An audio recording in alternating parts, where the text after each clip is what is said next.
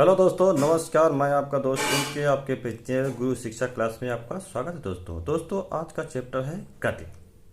जो लोग नए जुड़े हैं मेरे चैनल को लाइक कीजिए, सब्सक्राइब कीजिए और दोस्तों को शेयर कीजिए। तो दोस्तों वीडियो शुरू करते हैं। गति किसे कहते हैं दोस्तों? गति के प्रकार। दोस्तों गति की परिभाषा देखिए, किसी वस्तु के चलने या घूमने को गति कहते हैं।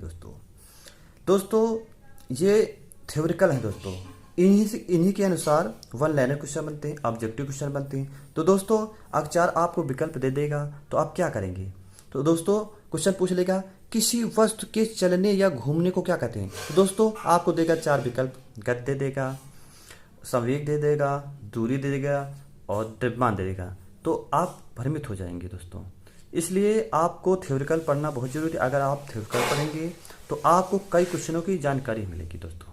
इसलिए आपको ध्यानपूर्वक समझना चाहिए दोस्तों। अब देखिए यहाँ पर क्वेश्चन करते हैं, गति किसे कहते हैं? गति के प्रकार बताइए। दोस्तों यहाँ पर गति की परिभाषा देखिए, किसी वस्तु के चलने या घूमने को गति कहते हैं। दोस्तों क्या कहते हैं? गति कहते हैं। मान लो कोई वस्तु रखी हुई है तो वह स्थिर है, अगर जब तक वो चलेगी नहीं उसमें गति नहीं होगी दोस्तों, इसे ही गति कहते हैं। अगला क्वेश्चन देखिए, गति के प्रकार बताइए। गति के 4 प्रकार हैं दोस्तों।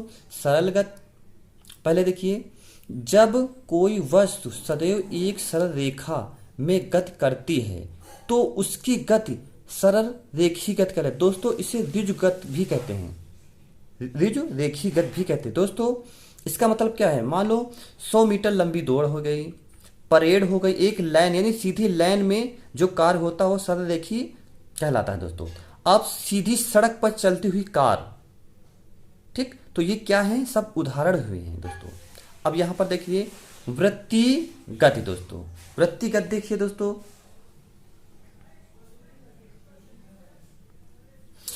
जब कोई वस्तु वृत्ताकार मार्ग पर गति करती है वह गति वृत्ति गति कहलाती है। दोस्तों वृत्ति गति का मतलब होता है जैसे हमारे ग्रह हैं, जैसे पृथ्वी, मंगल, बुध, सूर्य के चारों ओर परिक्रमा करते हैं तो एक इनकी पर वृत्तिगत चारों ओर घूमते हैं, एक वृत्त में घूमते हैं, वो क्या कहलाएगी? वृत्तिगत। उदाहरण देख लीजिए, जैसे पृथ्वी गति, नंबर 2 चंद्रमा की गति दोस्तों, उसी तरह कोलू बैल की गति। ये सब क्या है? वृत्तिगत के उदाहरण हैं। आपको 4 विकल्प देगा, इसी में से एक उदाहरण दे देगा। कभी परिभाषा एग्जाम न देगा, आप पढ़े नहीं होंगे तो कमजोर हो जाएंगे, भ्रमित हो जाएंगे और क्वेश्चन गलत कर देंगे दोस्तों। अगला क्वेश्चन देखिए दोस्तों,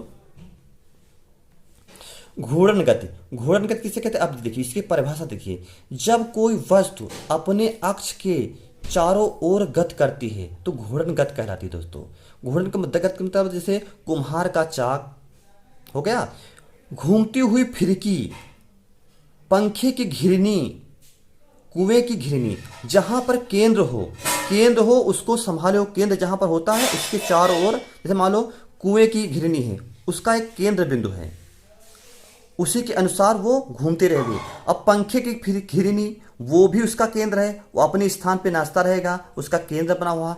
घूमती हुई फिरकी, उसका भी केंद्र है, वो भी घूमते रहेगा। और कुम्हार का चाक, उसमें भी केंद्र है। जहां पर केंद्र बिंदु होता है उसे घूर्णन गति कहते हैं दोस्तों। अगला क्वेश्चन देखिए दोस्तों, दोलन गति किसे कहते हैं? दोस्तों जब कोई वस्तु अपने माध्य स्थिति के दोनों ओर गति करती है उसे दोलन गति कहते हैं दोस्तों। उसे क्या कहते हैं? दोलन गति कहते हैं दोस्तों। आगे देखिए क्वेश्चन, तो दोलन गति का उदाहरण देख लीजिए। पहला उदाहरण देखिए, झूले में झूलते हुए बच्चों की गति। जब हम बच्चे झूला झूलते हैं तो इस ओर जाता है, इस ओर जाता है, वो जो है प्रक्रिया दोलन गति के कारण ही होता है दोस्तों। दूसरा उदाहरण देखिए, दीवार घड़ी के पेंडुलम की गति। दोस्तों आपने दीवार घड़ी देखी होगी, उसमें केंद्र बिंदु से एक घंटी लटकी होगी, इस ओर जाएगी, इस ओर जाएगी, वो दोलन गति के कारण ही ये क्रिया होती है दोस्तों। अगला क्वेश्चन देखिए, विस्थापन। निश्चित दिशा में 2 बिंदुओं के बीच की न्यूनतम दूरी विस्थापन कहलाती है। दोस्तों किसी स्थान से कोई व्यक्ति जब कहीं जाता है, मान लो 10 किलोमीटर गया, अब वहां से घूमकर उसी स्थान पर आया, मान लो 12 किलोमीटर चल के आया, तो दोनों दूरियों के बीच जाने आने में जो अंतर हुआ वही विस्थापन कहलाता। 2 किलोमीटर का अंतर ही विस्थापन कहलाएगा दोस्तों। नोट में दिया है विस्थापन ऋणात्मक व धनात्मक दोनों हो सकता है दोस्तों। विस्थापन जो है ऋणात्मक धनात्मक दोनों हो सकता है दोस्तों। अगला क्वेश्चन देखिए, वेग। निश्चित दिशा में 1 सेकंड में वस्तु द्वारा चली गई दूरी वेग कहलाती है दोस्तों। जैसे 500 किलोमीटर उत्तर दिशा में जाना, दोस्तों दूरी हमारी निश्चित है, हमको 500 किलोमीटर उत्तर दिशा में जाना है दोस्तों। अब देख लीजिए दोस्तों, अगला आगे देख लीजिए वेग का सूत्र दोस्तों। देखिए दोस्तों, वेग बराबर होता है विस्थापन बटे समय अंतराल। सूत्र बहुत महत्वपूर्ण है दोस्तों, याद रखना दोस्तों। अगला क्वेश्चन देखिए, चाल। चाल किसे कहते हैं दोस्तों? 1 सेकंड में वस्तु द्वारा चली गई दूरी चाल कहलाती है दोस्तों। लगभग जैसे 1 सेकंड में 500 किलोमीटर चलना, तो वस्तु द्वारा चली गई ये दूरी है दोस्तों। चाल का सूत्र देख लीजिए, चाल बराबर दूरी बटे समय, और इसका मीटर प्रति सेकंड में परिवर्तित करते हैं। इसका मात्रा क्या है? मीटर प्रति सेकंड दोस्तों। दूरी देख लीजिए, किसी दिए गए समय अंतराल में वस्तु द्वारा तय किए गए मार्ग की लंबाई को दूरी कहते हैं दोस्तों। किसी वस्तु द्वारा चली गई चाल, उस वस्तु की लंबाई दूरी कहलाती है दोस्तों। अगला सूत्र देख लीजिए दोस्तों, सूत्र है दूरी बराबर चाल गुणे समय। दोस्तों इसका मात्रा क्या है? किलोमीटर या मीटर दोस्तों, किलोमीटर या मीटर होता मात्रा। अगला क्वेश्चन देखिए, त्वरण। त्वरण की परिभाषा, किसी वस्तु के वेग में प्रति सेकंड होने वाले परिवर्तन को त्वरण कहते हैं दोस्तों। यदि समय के साथ वेग घटता है तो त्वरण ऋणात्मक होता है, जिसे मंदन कहते हैं दोस्तों। दोस्तों त्वरण को हम ए से प्रदर्शित करते हैं दोस्तों। त्वरण का सूत्र होता है त्वरण बराबर वेग परिवर्तन बटे समय अंतराल। इसका मात्रक होता है मीटर प्रति सेकंड दोस्तों। अगला क्वेश्चन देखिए,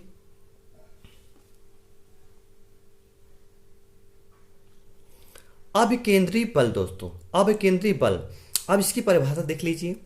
जब कोई वस्तु किसी वृत्ताकार मार्ग पर चलती है तो उस पर एक बल वृत्त के केंद्र की ओर कार्य करता है, तो इस बल को ही अभिकेंद्री बल कहते हैं दोस्तों। दोस्तों जैसे इसका उदाहरण है दोस्तों, जैसे मौत का कुआं, वो जो कार चलाता है कुएं में, वो अभिकेंद्री बल के कारण होता है। जैसे रस्सी और कोई बॉल हो, उसको हम बांध कर जब नचाते हैं, वो क्रिया जो है अभिकेंद्री बल के ही कारण होती है दोस्तों।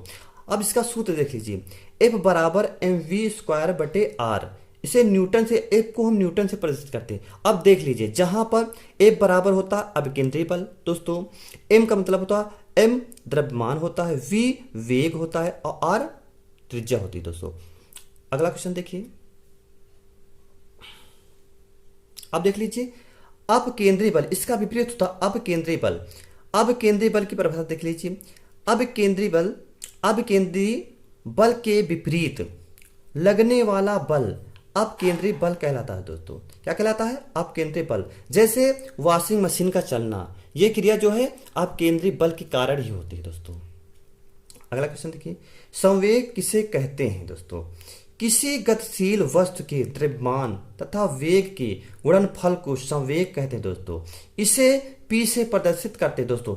अब देख लीजिए संवेग का फार्मूला, जैसे P बराबर m गुणे v दोस्तों। जहां पर देखिए m द्रव्यमान होता है, v वेग होता है और मात्रा क्या इसका होता है? किलोग्राम मीटर प्रति सेकंड से हमको प्रदर्शित करते हैं दोस्तों।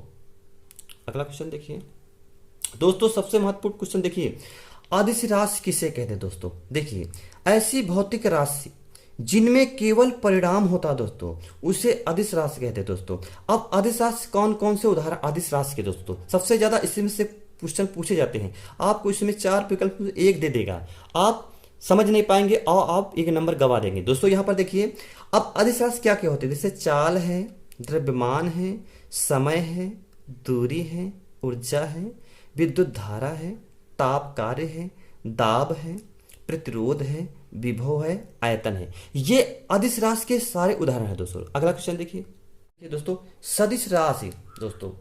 सदिश राशि की परिभाषा देख लीजिए दोस्तों। ऐसी भौतिक राशि जिनमें परिणाम व दिशा दोनों होती है, उसे सदिश राशि कहते हैं दोस्तों। अब देख लीजिए सदिश राशि की उदाहरण दोस्तों, जैसे विस्थापन, वेग, त्वरण, बल, संवेग दोस्तों। अगला क्वेश्चन देखिए दोस्तों, न्यूटन के गति के नियम से एक क्वेश्चन हर परीक्षाओं में पूछा ही जाता है दोस्तों। अब यहाँ देख लीजिए न्यूटन के गति के नियम दोस्तों। न्यूटन के 3 नियम हैं दोस्तों, और दोस्तों न्यूटन ने अपनी पुस्तक प्रिंसिपिया मैथमेटिका में इसका वर्णन किया था गति के नियम का दोस्तों। अब देख लिए न्यूटन के गति का पहला नियम दोस्तों, देख लीजिए।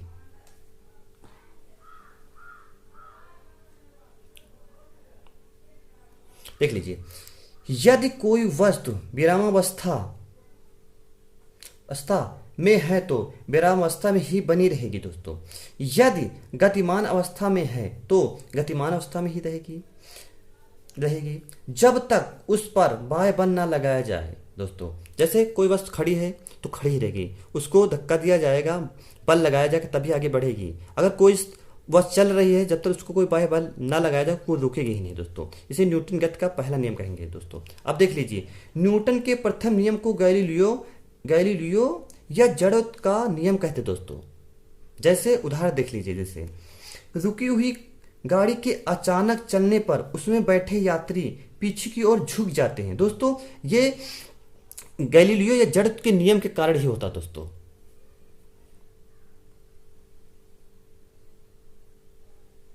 अगला देखिए, चलती हुई गाड़ी के अचानक रुकने पर उसमें बैठे यात्री आगे की ओर झुक जाते हैं। यह क्रिया जो न्यूटन के गति के पहले नियम के कारण होती है दोस्तों। अगला क्वेश्चन देखिए।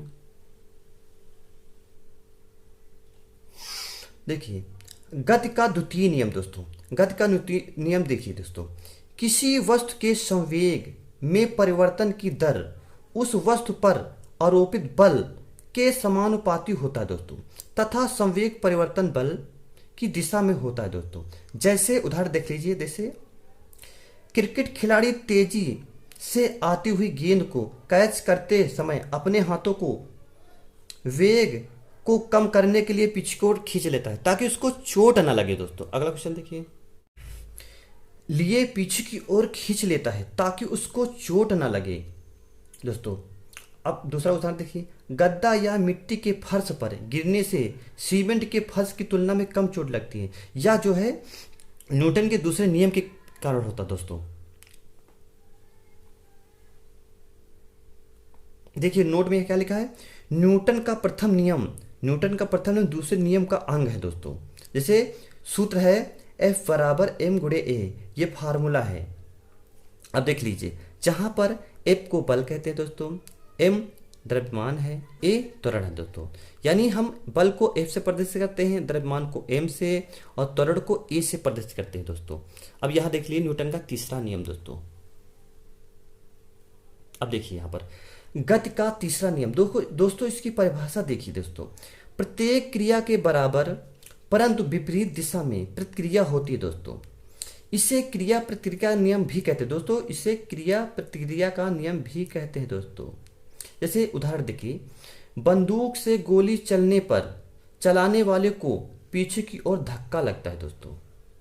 क्यों लगता है? यह गति का तीसरा नियम के कारण होता है दोस्तों। इसे क्रिया प्रतिक्रिया का नियम भी कहते हैं दोस्तों। अगला देखिए, जल में तैरना, जैसे जल में तैरते हैं, ठीक।